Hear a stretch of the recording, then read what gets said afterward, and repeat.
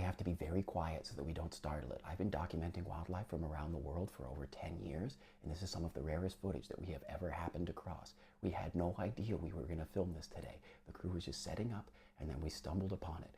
You guys, I am very excited to present to you for the first time, on camera, a balding man eating his lunch. What makes this footage rare is that he's not wearing a hat, exposing his upper jaw muscles, the temporalis and lateral pterygoid.